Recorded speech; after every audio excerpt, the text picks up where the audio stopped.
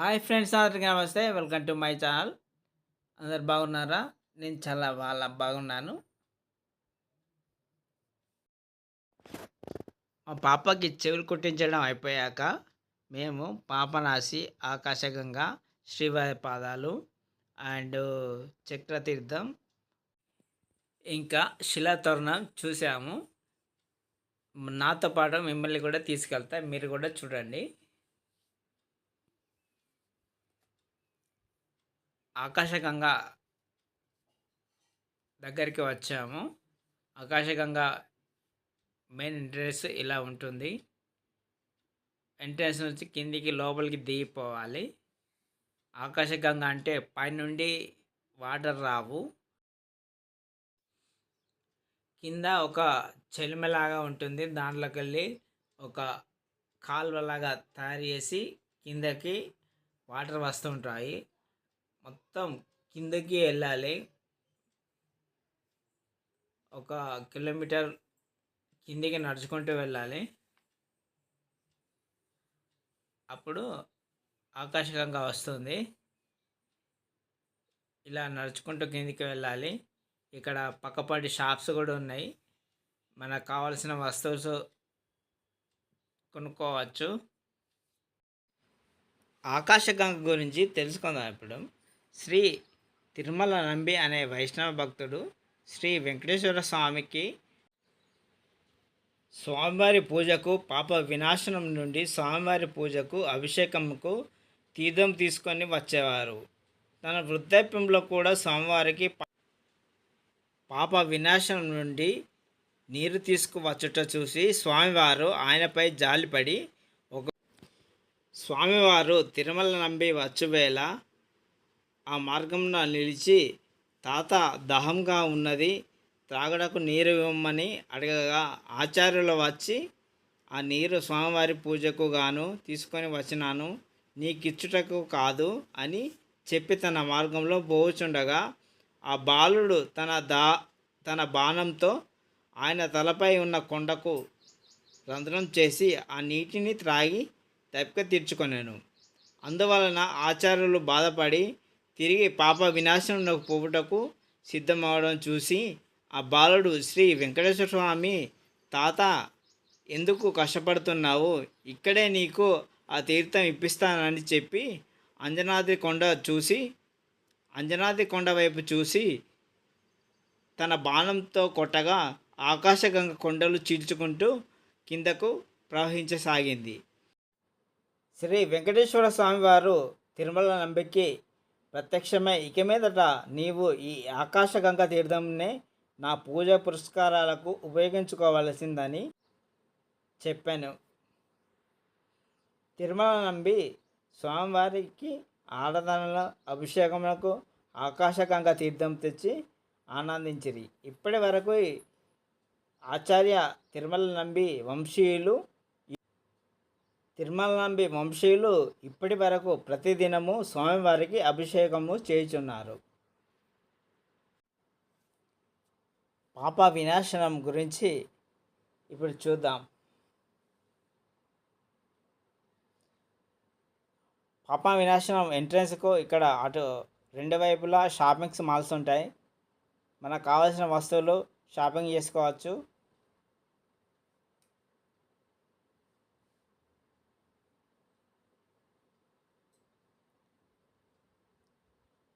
ఇక్కడ నుంచి కిందకు నడుచుకుంటూ వెళ్ళాలి.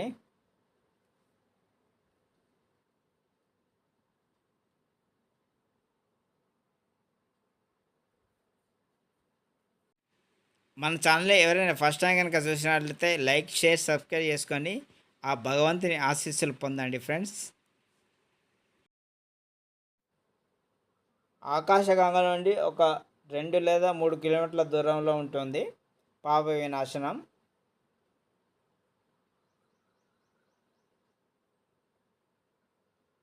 పాప వినాశనం కొండ, ఇది గుడి ఇటువైపులా ఒక చెరువు ఉంది. చెరువు డ్యామ్ కట్టినారు. ఆ డ్యామ్ నుంచి కిందకి ఇక్కడికి పాప వినాశనానికి ఇక్కడికి స్నానం చేయడానికి వాటర్ వస్తుంటాయి. ఇక్కడ స్నానం చేస్తే ఎలాంటి పాపం అయినా తొలగిపోతుందని ఇక్కడి భక్తుల నమ్మకం. ఇక్కడికి వచ్చిన భక్తులు ఖచ్చితంగా స్నానం చేస్తారు. స్నానం చేసి అమ్మవారిని దర్శించుకుంటే 7 జన్మల చేసిన పాపం కూడా తొలగిపోతుందని ఇక్కడి భక్తుల నమ్మకం. పూర్వం 7 రోజులు ఇక్కడ తపస్సు చేసిరి. స్వామివారి వివాహ సమయంలో ఇక్కడ వంట చేశారని వెంకటాచల మహత్యంలో చెప్పబడింది. ఇక్కడ నుంచి దేవతలకి భోజనాలు ఏర్పాటు చేశారని కూడా వెంకటాచల మహత్యంలో చెప్పబడింది. అలాగే ఇంతకుముందు ఈ అమ్మవారి గుడి అడవి లోపల ఉండేది. 1994లో ఈ డ్యామ్ నిర్మించడం వల్ల 1994లో డ్యామ్ బ్యాక్ వాటర్ వల్ల అక్కడున్న ఆలయాన్ని దేవస్థానం వారు ఇక్కడికి తరలించడం జరిగింది. తర్వాత 5 సంవత్సరాల క్రితం ఆలయాన్ని నిర్మించారు. అక్కడ అమ్మవారిని ప్రతిష్ఠించారు. అమ్మవారిని ప్రతిష్ఠించి పూజలు చేయడం జరుగుతుంది. కాబట్టి ఇక్కడ కూడా అమ్మవారి పాదాల కింద ఆంజనేయ స్వామి వారి విగ్రహం మనకి కనిపించడం జరుగుతుంది. అమ్మవారికి రోజు అభిషేకం జరుగుతుంది. అమ్మవారిని దర్శించుకున్న వారందరూ ఇక్కడ దోషాలు పోవడం కోసం పూర్వకాలం నుంచి దాన ధర్మాలు చేయడం జరుగుతుంది. ఇక్కడికి వచ్చిన భక్తులు చాలామంది దాన ధర్మాలు చేస్తే 7 జన్మల పాపం పోతుందని భక్తుల నమ్మకం.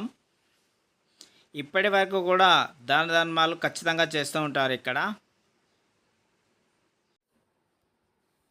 ఇక్కడికి వచ్చిన భక్తులు స్నానం చేసి గంగాభాదేవిని దర్శించుకోవడం వలన 7 జన్మల పాపం కూడా తొలగిపోతుందని ఇక్కడి భక్తుల నమ్మకం. అందుకే దీనిని పాప వినాశనం అని అంటారు.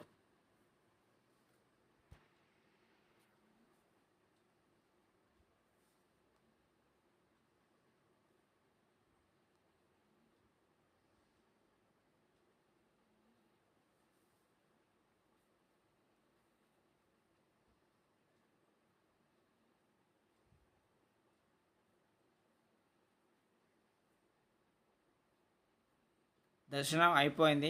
బయటకు వచ్చేసినాం. బయట ఈ విధంగా ఉంటుంది టెంపుల్ ముందు. ఇక్కడ స్నానం చేస్తారు. పైన నుండి వాటర్ వస్తుంటాయి. 7 కొండల నుంచి ఎక్కడి నుండి వాటర్ వస్తుంటాయి. ఐస్ లాగా ఉంటాయి వాటర్, చల్లగా. ఎంత ఎండాకాలం పోయినా ఇంత చలికాలం పోయినా వాటర్ అనేది చల్లగా ఉంటాయి.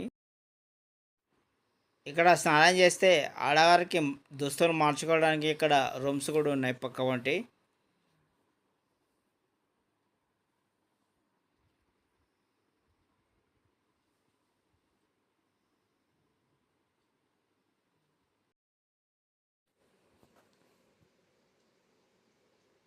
ఇలా పైకి వచ్చి చూస్తే ఈ విధంగా ఉంటుంది. పైన కొండలు, ఇటువైపు డ్యామ్ కింద టెంపుల్ చాలా బాగుంది. తిరుమలకు వచ్చిన వారు ఇక్కడికి రావచ్చు. తిరుమల దర్శనం చేసుకొని రావచ్చు. లేకపోతే డైరెక్ట్ ఇక్కడికి వచ్చి ఇక్కడ దర్శనం చేసుకొని తిరుమలకు వెళ్ళచ్చు. పాప వినాశనం ఆకాశగంగా చూసుకొని తిరుమల వెళ్ళచ్చు. లేదంటే అక్కడ తిరుమల దర్శనం చేసుకొని పాప వినాశనం ఆకాశగంగా దర్శించుకోవచ్చు.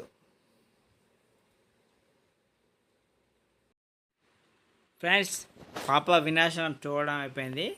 ఇప్పుడు శ్రీవారి పాదాల దగ్గరికి వెళ్తున్నాం. శ్రీవారి పాదాల గురించి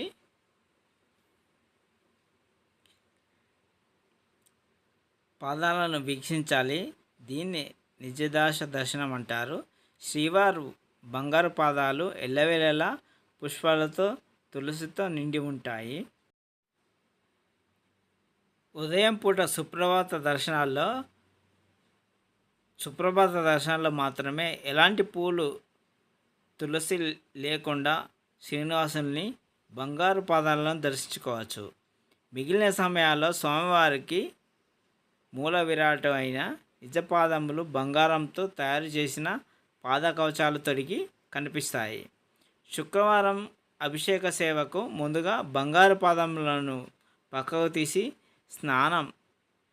స్నానపీఠపై ఉంచి ఆకాశగంగా తీర్థం జలాలతో అభిషేకిస్తారు. అభిషేకం సేవానంతరం నిజపాద దర్శనం పేరిట భక్తులను టికెట్లపై దర్శనానికి అనుమతిస్తారు. ఆనంద నిలయంలో వెలిసిన శ్రీ వెంకటేశ్వర స్వామి విగ్రహం పరీక్షగా గమనిస్తే మనకు ఒక విషయం తెలుస్తుంది. అదేమిటో తెలుసా? ఆయన కుడి చేయి కింద వైపు చూపుతూ కనిపిస్తూ ఉంది. అంటే నా పాదములు నీకు శరణమని ఆయన సూచించడం దీని అర్థం. శ్రీహరిని అవమానించిన పాదములే, సిరి అలిగిన పాదములే, అహంకారం తొలగించినది ఆ పాదములే, లోక కళ్యాణం చేసినది ఆ పాదములే, శ్రీహరి విడిపోయినది ఆ పాదముల వల్లే, ఆమెను వెతుక్కుంటూ శ్రీవారు వైకుంఠం వదిలి వెంకటాద్రి చేరిన గుర్తులు ఆ పాదములే. శ్రీవారి పాదాలకు ఎంత విలువ ఉందో శ్రీరామ అవతారంలో మరింత గొప్పగా తెలుస్తుంది. శ్రీరాముడు కాలు తగిలి రాయి అహల్యగా మారింది, భయం కనిపిస్తుంది. అందుకే గుహుడిని కాలు తగిలి రాయి ఆడదిగా అయిందట అనే పాట కూడా పాడాడు. అంతటి మహిమాన్వితమైన శ్రీవారి పాదములు కృష్ణావతారంలో బోయేవాడు ఆ పాదాలను చూసి ఏ జంతువుగానో భ్రమించి బాణం వేశాడని చెబుతుంది. శ్రీ భాగవతంలో శ్రీవారి పాదములకు ఇంతటి విశిష్టత ఉంది. అందుకే ఈ శ్రీవారి పాదములు ఏదైనా జరిగితే భక్తుల హృదయాలు విలువలాడుతున్నాయి.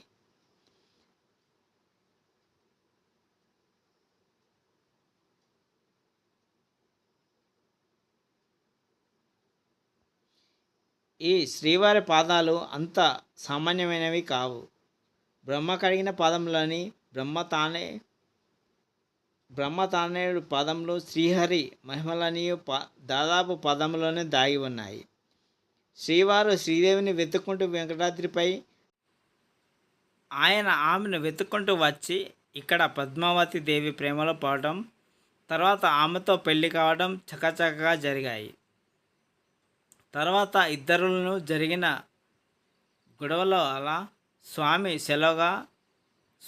శిలగా మారి ఇక్కడ భక్తుల కోరికలు తీర్చుకుంటూ కలియుగ దైవంగా వెలిశాడు. కొండ మీద స్వామి వారి కోసం నిలిచి మొదటి పౌరుడు తిరుమలలో విప్పి చెప్పింది ఇక్కడే. కొండ నుంచి పట్టణం నుంచి శ్రీమాద్రాలను ఈ ప్రదేశం చేరుకొని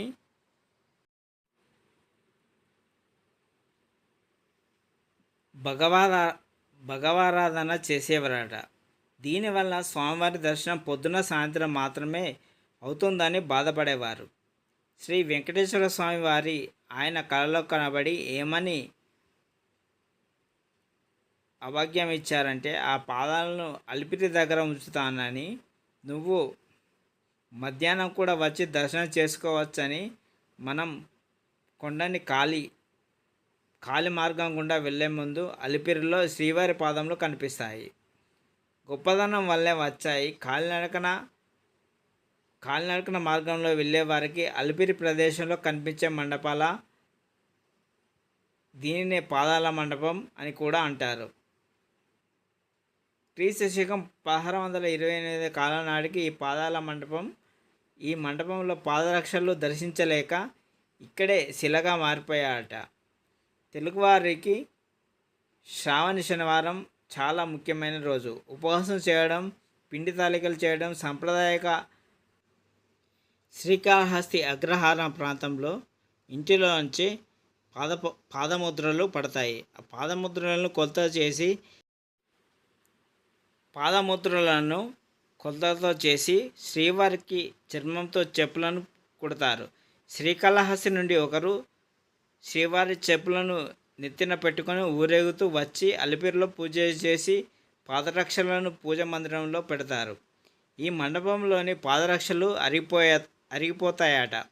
కారణం ఏంటో తెలుసా? తన భక్తులు సమర్పించిన ఈ పాదరక్షలను ధరించిన స్వామివారు కొండ దిగి వస్తారని, అలివేలు మంగమ్మ దగ్గరికి వెళ్ళి తిరిగి కొండ ఎక్కి వెళ్తారని, ఇక్కడి పాదముద్రలను ఇక్కడే వదిలి వెళ్తారని పురాణంలో, ఇతిహాసంలో ఇలా చెప్పబడింది. నారాయణ పాదములు అనగా తిరుమల శ్రీవారి ఆలయానికి సుమారు 2 కిలోమీటర్ల దూరంలో నారాయణ పాదం ఉంటుంది. శ్రీవారి పాదముల ముద్రలు ఉన్న శిలాఫలకం ఇక్కడే కనిపిస్తుంది. నారాయణగిరి పాదముల వలన ఈ విషయంలో ఆగమన శాస్త్రం ప్రకారం పెద్దగా ఆరాధనలు జరుగునని అంటారు.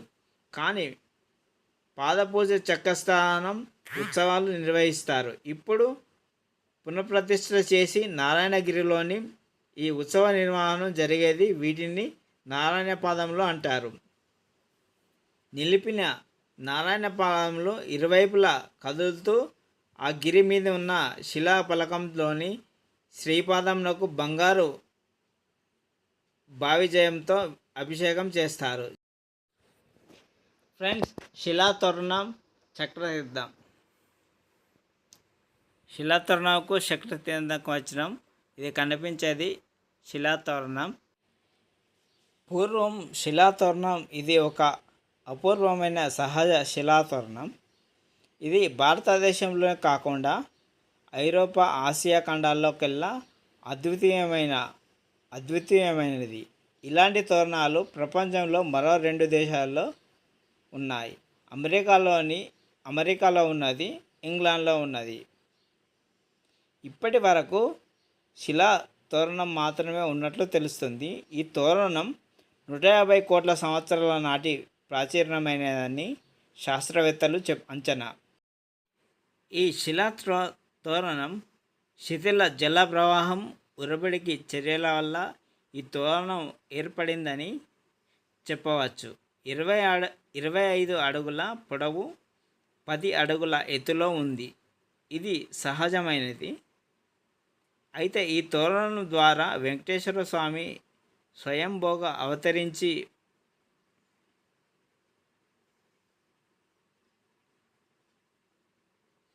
స్వయంభోగా అవతరించి 1 కిలోమీటర్ దూరంలో ప్రస్తుతం స్వామివారి ఆలయం ఉంది. ఆయన నివాసం ఏర్పరచుకున్నారని భక్తుల విశ్వాసం. ఈ అద్భుతమైన సంఘటనకు ఈ తోరణం దర్శనంగా నిలిచి ఉన్నది. కొండపైన ఏర్పడిన సహజమైన మౌలిక విశేషం కనిపిస్తుంది. మన దేశంలోనే అపూర్వమైన భౌగోళిక సహజంతో ఇదొకటి. ఈ జిల్లాలోని తరుణంలో శిలలు 2005 కోట్ల సంవత్సరాల పురాతనమైనదని భౌగోళిక శాస్త్రవేత్తల అంచనా.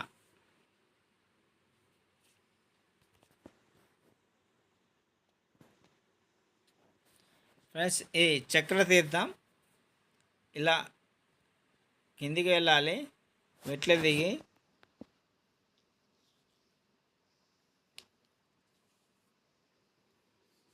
ఈ చక్రతీర్థం విశిష్టత ఏంటంటే,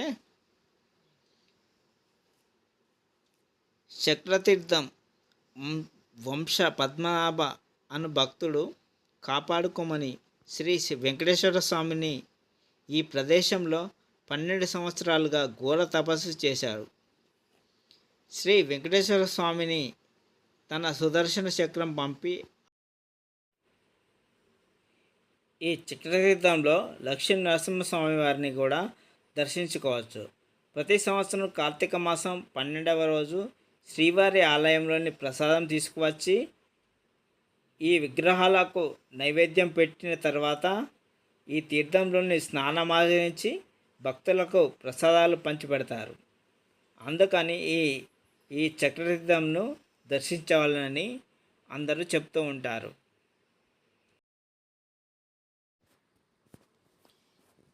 ఈ చక్రతీర్థం శిలాతోరణం దగ్గర విశాలమైన వాతావరణం ఉంటుంది. ఇక్కడ షాపింగ్ మాల్స్ ఉంటాయి. ఇక్కడ పార్క్ కూడా ఉంటుంది.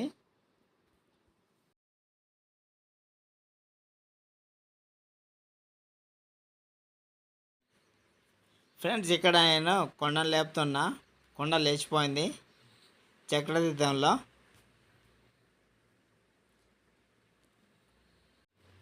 మేము ఈవినింగ్ టైంలో వచ్చాము, చీకటి పడింది. ఇక్కడ ఒక చిన్న జూ లాంటిది ఉన్నది.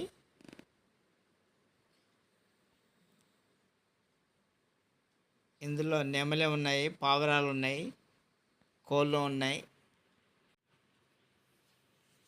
ఇక్కడ పిల్లలతో వస్తే మంచిగా కూర్చోవడానికి ప్లేస్ కూడా ఉంది. ఇక్కడ భోజనం చేయడానికి కూడా మంచిగా ప్లేస్ ఉంది. పచ్చదనంతో కూడిన వాతావరణం ఇక్కడ ఉంది. చాలా బాగుంది. ఈ పిల్లల్ని తీసుకొస్తే కూడా ఇక్కడ పావురాలను, నెమలిని చూడవచ్చు. చాలా బాగున్నది. మేము సాయంత్రం వేళ వచ్చినాం, చీకటి పడింది.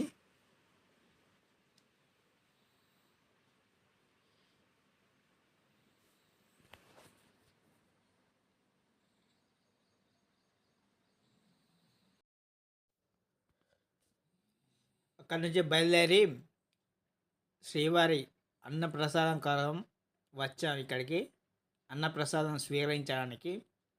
ఇక్కడ పెయింటింగ్ ఎంత అద్భుతంగా వేశారో చూడండి ఫ్రెండ్స్.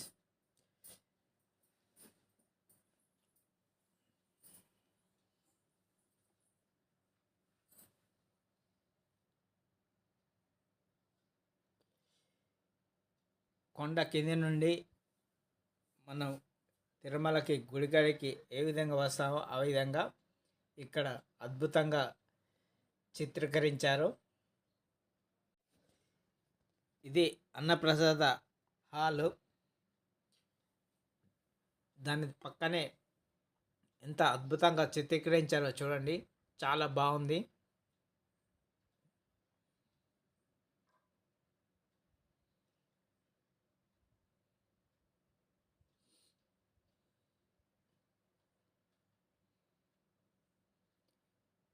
ఇక్కడ నిత్యం ఎంతోమంది అన్నప్రసాదాలు స్వీకరించి వెళ్తూ ఉంటారు. Thank you for watching. ఆ భగవంతుని ఆశీస్సులు మీకు ఎల్లప్పుడూ ఉండాలని కోరుకుంటున్నా. Please subscribe my channel.